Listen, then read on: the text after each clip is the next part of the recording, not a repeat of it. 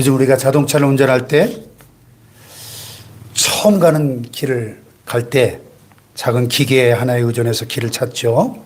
바로 내비게이션입니다. 오늘 고집센 남편이 아내와 함께 자동차를 타고 처음 가보는 길을 운전하며 가고 있었습니다. 아내가 여보 모르는 길이니까 내비게이션 켜고 가요. 남편이 아이 참 날 뭘로 보고 그래. 나 이 길 훤해. 내 머릿속에 지도가 다 있어. 큰 소리를 쳤습니다. 결국 30분이면 갈 수 있는 거리를 2시간 동안 헤매다가 엉뚱한 낭떠러지 길 앞에 멈춰섰습니다. 아내가 화가 나서 소리칩니다. 당신 도대체 누굴 믿고 이러는 거야? 그러자 남편이 식은땀을 흘리면서 다 기어 들어가는 목소리로 내 동물적인 감, 내 감 그랬대요. 여러분, 땅 위를 달리는 자동차도 내 감으로 운전하면 길을 잃어버릴 수밖에 없습니다. 하물며 한 번도 가본 적이 없고 한 치 앞도 내다볼 수 없는 이 인생이라고 하는 하늘길은 어떻습니까? 우리가 가는 인생길은 이 자동차 운전보다 훨씬 더 복잡하고 어렵습니다. 그래서 인생이라는 하늘길을 운행하다가 갑자기 난귀를 만나기도 하고 자욱한 안개 때문에 앞이 전혀 보이질 않기도 하고 또 연료가 떨어져서 비상등이 켜지기도 합니다. 이때 가장 중요한 게 뭘까요? 내 조종 실력일까요? 아니면 동물적인 내 감일까요? 아닙니다. 바로 하늘 관제탑과의 교신입니다. 하늘 관제탑과의 교신. 아멘.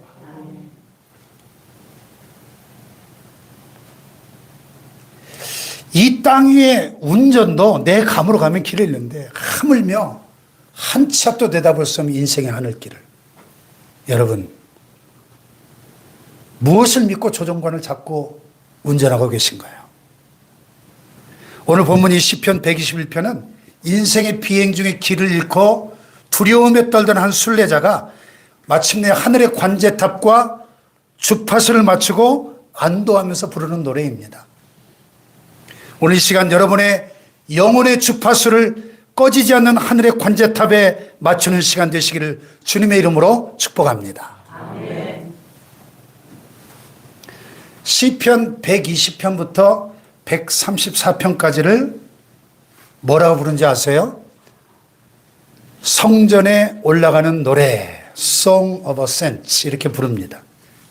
그래서 오늘 그 표저에 보면 괄호 안에 성전에 올라가는 노래 그렇게 되어 있죠. 이 15개의 시편들은 이스라엘 백성들이 절기를 지키기 위해서 고향을 떠나 예루살렘 성전을 향해 올라가며 불렀던 노래들입니다. 당시 예루살렘으로 가는 길은 낭만의 길이 아니었습니다.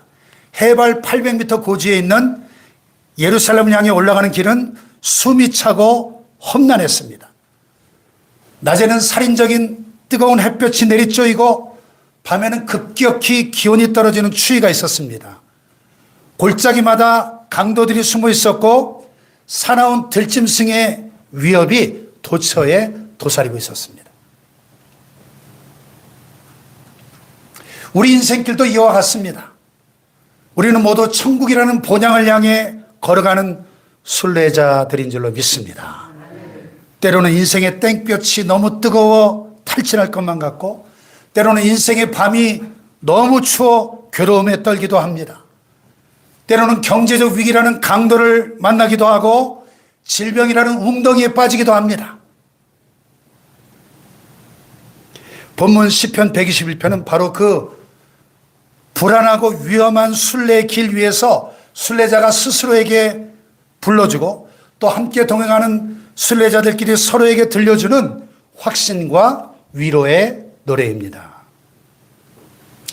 자, 먼저 1절과 2절을 같이 한번 읽어볼까요? 시작. 내가 산을 향하여 눈을 들리라. 나의 도움이 어디서 올까? 나의 도움은 천지를 지으신 여호와에게서로다. 네. 비행기 조종에는 두 가지 방식이 있다고 합니다. 하나는 눈으로 직접 밖을 보며 운전하는 시계 비행, 영어로 VFR, Visual Flight Rules 이렇게 부르는데요. 또 하나는 밖이 안 보이지만 계기판과 관제탑의 지시만 믿고 가는 계기 비행, IFR, Instrument Flight Rules 이렇게 나뉘어지는데요. 지금 시인은 인생길의 비행 중에 산을 만났습니다. 여기서 산은 두 가지 의미로 해석될 수 있는데요. 첫째는 위협의 장소입니다. 위협의 장소. 성전을 향해 올라가던 순례자들은 수많은 산과 언덕들을 넘어야 했는데 고대 근동에서 산과 언덕들은 강도들이 매복하기 딱 좋은 곳입니다. 또 산당, 이방 신전들이 즐비한 곳이기도 합니다. 그러니까 내가 산을 향하여 눈을 들리라, 이 말은 저 산 너머에 또 어떤 위험이 있을까 하는 두려움의 시선일 수 있는 것이죠. 두 번째는 도피처에 대한 갈망입니다. 사람들은 힘들 때 뭔가 크고 웅장한 것을 의지하고 싶어 하죠. 저 산처럼 든든한 권력, 저 산처럼 쌓인 재물이 나를 도와줄 수 있을까라는 질문입니다. 즉 산이란 내가 의지하고 싶은 세상의 높은 곳을 의미합니다. 저 산처럼 높은 권력, 저 산처럼 쌓인 돈이 나를 안전하게 착륙시켜 줄까? 이것은 눈으로 직접 밖을 보며 운전하는 시계의 비행과도 같은 것이죠. 하지만 여러분, 시계의 비행에는 한계가 있어요. 날씨가 흐리고 밤이 되면 우리 눈으로는 산이 보이지 않습니다. 내 경험, 내 인맥이라는 시야는 한계가 있습니다. 그때 시는 깨닫는 거예요. 아, 내 눈을 믿으면 추락할 수도 있겠구나.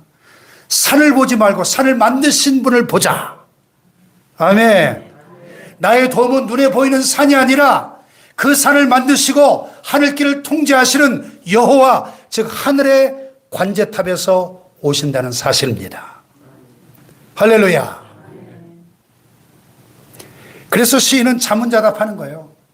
내가 산을 향하여 눈을 들리라, 나의 도움이 어디서 올까? 그리고 즉시 답을 내리죠. 나의 도움은 어디서 와요? 천지를 지으신 여호와에게서로다. 할렐루야. 다 같이 나의 도움은 천지를 지으신 여호와에게서로다.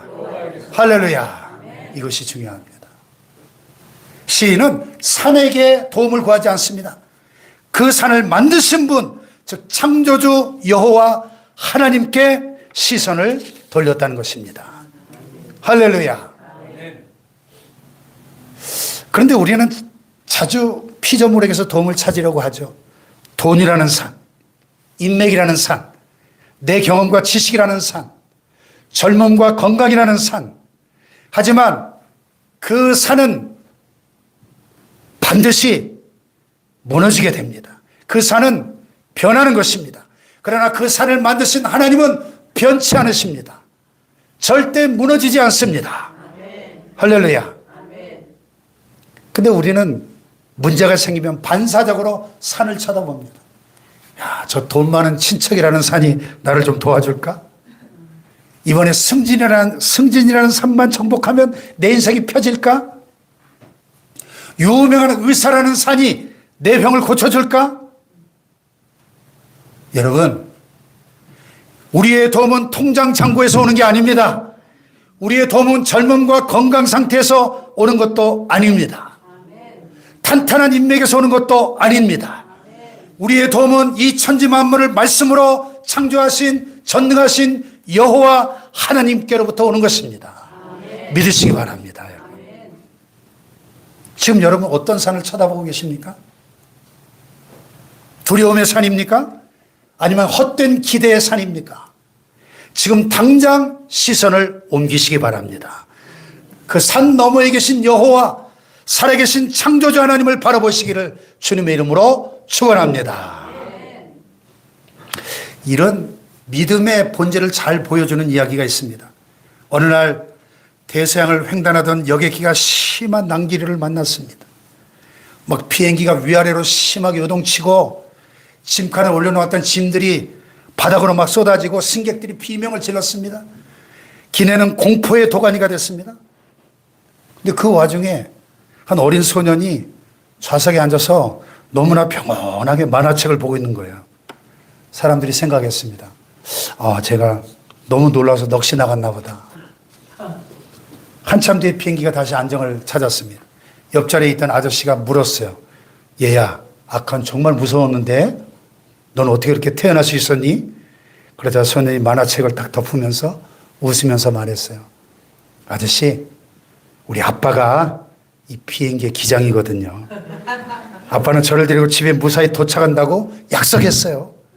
아빠가 조종관을 잡고 관제탑이랑 연락하고 있는데 제가 왜 걱정해요? 할렐루야! 이것이 바로 믿음입니다. 이것이 바로 본문 1, 2절에서 시편 기자가 고백하는 믿음이에요. 내가 산을 향하여 눈을 들리라. 나의 도움이 어디서 올까? 나의 도움은 천지를 지으신 여호와에게서로다. 할렐루야. 세상 사람들은 인생의 비행기가 흔들리면 비행기 날개를 쳐다보며 불안해합니다. 하지만 믿음의 사람들은 조종석과 관제탑을 신뢰하는 것입니다. 이 우주라는 비행기의 관제탑에 누가 앉아 계신가 하는 것입니다.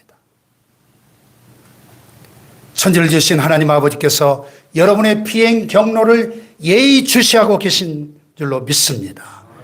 여러분의 경로를 지켜보고 계시는 그 하나님께서 계시는 한 낭기류는 있어도 추락은 없습니다. 그러므로 모든 시선을 흔들리는 기체에서 하늘의 관제탑으로 옮기시기를 주님의 이름으로 축원합니다. 자, 이어지는 3, 4절에 보면 그 하늘의 관제탑에 앉아 계신 하나님이 어떤 분이신지를 구체적으로 묘사하고 있습니다. 3, 4절 시작.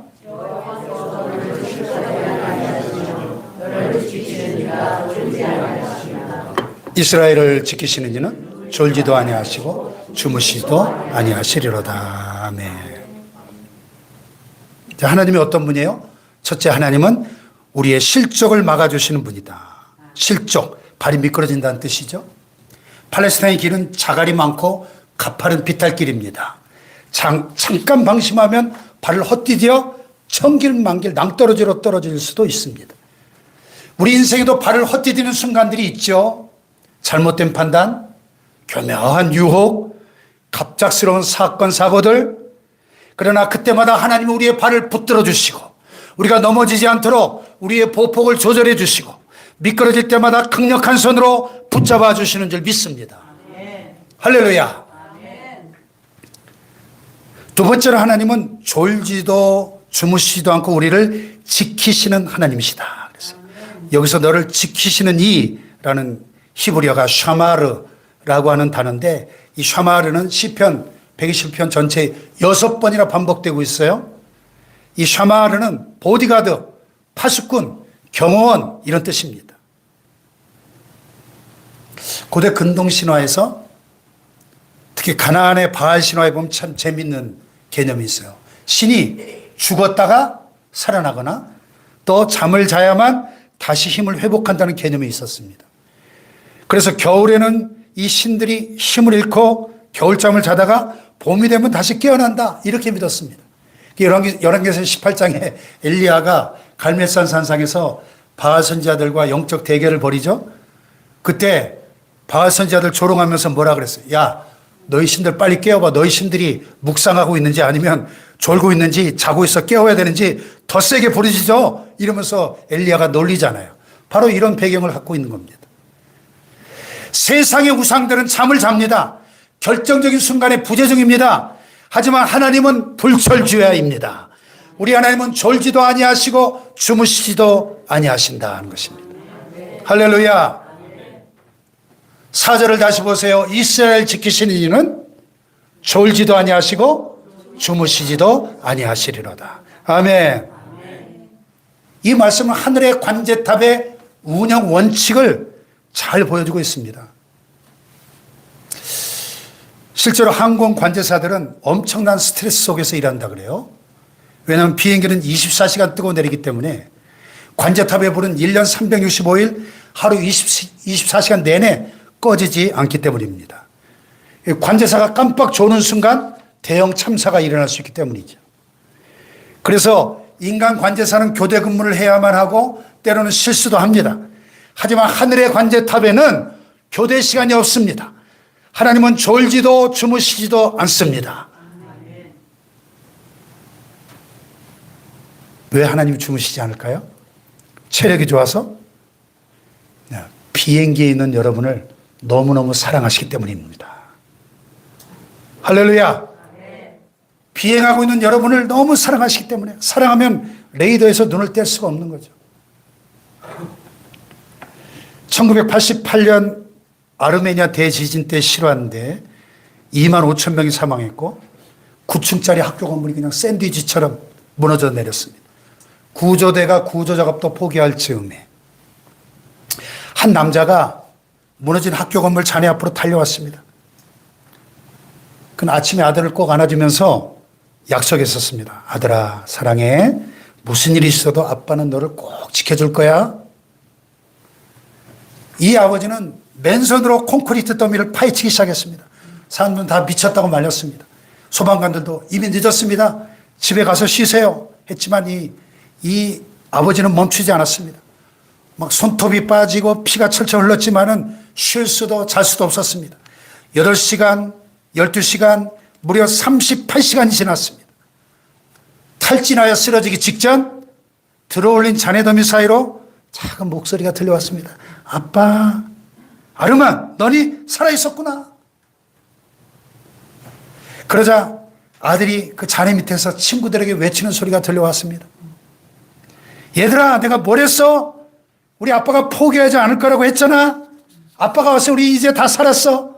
그 아버지는 아들뿐만 아니라 그 틈에 갇혀있던 13명의 아이들을 모두 구조해낼 수 있었습니다. 할렐루야. 여러분, 바로 이것이 우리 하나님 아버지의 마음인 것이죠. 여러분이 인생의 지진을 만나 무너진 잔해더미 속에 갇혀있다고 느끼십니까? 아무도 나를 보지 못한다고 생각하십니까? 그렇지 않습니다. 하늘의 관제탑은 여러분이라는 작은 점 하나를 레이더 위에서 놓치지 않기 위하여 지금 이 순간에도 졸지도 않고 주무시지도 않고 깨어 계신 줄 믿습니다. 38시간이 아니라 영원토록 여러분을 찾고 계신 것입니다. 아멘. 마지막으로 5절로 8절에서는 하나님 우리의 그늘이 되시고 모든 환난을 면하게 하시며 출입을 지키신다, 이렇게 약속하시는데요. 5절 6절을 볼까요? 시작.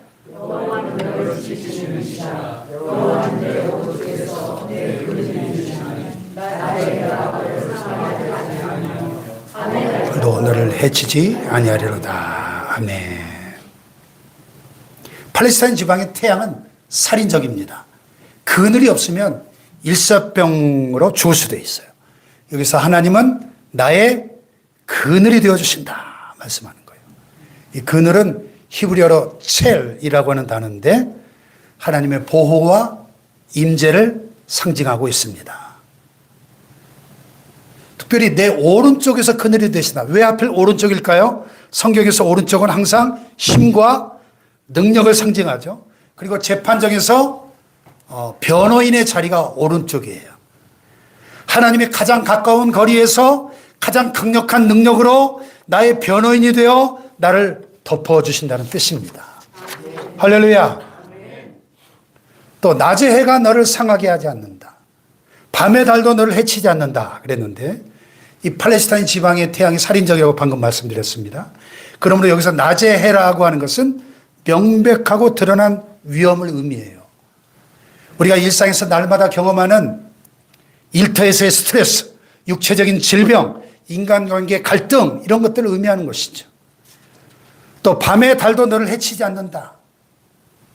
이게 무슨 뜻인가? 고대인들은 달빛을 너무 오래 쐬면 정신이 이상해지거나 열병에 걸린다, 이렇게 믿었어요. 델리치라는 성경학자의 해설을 보니까 근동 지역의 노천에서 달빛을 맞으면서 잠을 잔 사람의 경우에 심한 현기증을 느끼게 되고 좀 더 심하면 정신 이상에까지 이르게 되고 종국엔 사망할 수도 있다, 이렇게 설명하고 있습니다. 따라서 밤의 달도 너를 해치지 않는다, 이것은 보이지 않는 위험, 내면의 우울, 불안, 밤마다 찾아오는 두려움, 악한 영들의 영적인 공격을 의미한다고 볼 수 있습니다. 하나님은 낮에 뜨거운 공격과 밤에 은밀한 공격, 그 모든 것으로부터 우리를 보호하신다는 말씀입니다. 즉 하나님의 보호하심은 24시간 풀 가동되는 시스템이다. 혹시 지금 인생의 밤을 지나고 계십니까? 남모르는 우울감과 불안 때문에 잠 못 이루는 분이 계십니까? 달빛이 여러분을 해치지 못하도록 주님의 날개 그늘 아래로 피하시기를 주님의 이름으로 축원합니다. 비행기가 높은 고도로 올라가면 강력한 자외선과 방사능에 노출됩니다.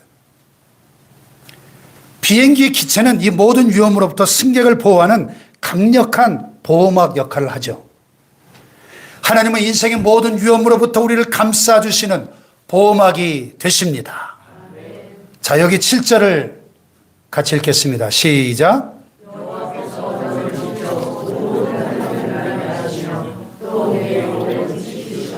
아멘. 여호와께서 너를 지켜 모든 환난을 면하게 하신다. 근데 여기서 질문이 생겨요. 하늘 관제탑이 지켜주신다는데 왜 내 비행기를 이렇게 흔들리는가? 왜 추락할 것만 같은 그런 고통이 있는가? 하나님이 지키신다는데 왜 나는 이렇게 아픈가? 왜 믿는 자들에게도 이런 사고가 일어나는가? 여기서 모든 환난을 면하게 하시면은 환난 자체가 아예 없게 하신다는 뜻이 아니라 환난 속에서도 우리를 보존하신다는 뜻입니다. 난기류가 없다는 뜻이 아니라 어떤 난기류도 너의 영혼을, 생명을 파괴하지 못하게 하신다, 그런 뜻입니다. 원어에 보면 악으로부터 지키신다 이렇게 되어 있어요. 다시 말해서 환난이 우리를 덮칠 수는 있지만 환난이 우리의 영혼을 파괴하거나 우리를 하나님에게서 끊어내지 못하게 하신다는 그런 약속인 것이죠. 아멘. 예수님께서도 친히 약속하셨잖아요. 세상에서 너희가 환난을 당하나 담대하라, 내가 세상을 이겼노라. 아멘. 하나님의 보호하심의 핵심은 우리의 영혼, 생명이에요. 우리의 육신이 때로 쇠약해지고 상처 입을 수 있습니다. 그러나 하나님은 그 어떤 상황 속에서도 우리의 존재 자체, 우리 영원한 생명을 원수마귀 사탄의 손으로부터 완벽하게 지켜내 주시는 것이죠. 할렐루야. 이것을 성도의 궁극적인 인내, 신학적인 용어로 성도의 견인, perseverance of the saints 이렇게 불러요. 성도의 견인, 궁극적으로 인내하고 승리하게 하시는 것이죠. 할렐루야. 2차 대전 당시 나치 수용소에 갇혔던 코리텐범 여사의 이야기를 제가 자주 소개하는데요. 당시 그녀의 인생 비행길은 최악의 폭풍 속으로 빨려 들어갔습니다. 강제 수용소는 벼룩이 들끓고 매일 사람들이 죽어나가는 생지옥 그 자체였습니다. 마치 하나님이 관제탑을 비우신 것만 같았습니다. 하지만 그녀는 그 생지옥 같은 곳에서 죽어가는 자기 여동생 베시의 마지막 말을 듣게 됩니다. 언니, 언젠가 우리가 여기서 나가게 되면 사람들이 꼭 말해줘. 그 어떤 깊은 구덩이라도 하나님의 사랑은 그보다 훨씬 더 깊은 곳에 있다고 말이야. 아멘. 코리텐범 여사는 마침내 살아남아 전쟁이 끝난 후에 전 세계에 복음을 전하면서 이렇게 말했습니다. 하나님은 우리 비행기가 폭풍을 피해가게 하신 것이 아니라 폭풍의 한가운데서도 날개가 꺾이지 않도록 지켜주셨습니다. 할렐루야. 사랑하는 여러분, 하늘의 관제탑은 폭풍을 없애주는 것이 아니고 폭풍성을 뚫고 갈 수 있는 항로를 알려주는 것입니다. 여러분의 삶이 흔들릴 때 기억하십시오. 하나님은 여러분 오른편에 그늘이 되어 가장 가까운 곳에서 여러분과 함께 비를 맞고 계십니다. 그분의 레이더는 여러분을 늘 향해 있음을 믿으시기 바랍니다. 할렐루야. 말씀을 맺겠습니다. 항공기 사고의 80%는 이륙할 때와 착륙할 때 일어난다 그러죠. 그래서 우리 비행기 타고 해외여행 갈 때 제일 겁나는 시간이 언제예요? 비행기 뜰 때, 또 착륙하려고 할 때 제일 겁나잖아요. 그래서 쿵 하고 샥 하면 박수 치잖아요. 무사히 착륙했다고. 여러분, 우리 인생의 시작과 끝, 새로운 도전과 마무리는 그만큼 위험하고 두렵죠. 그런데 오늘 8절 말씀 우리에게 이렇게 약속합니다. 시작.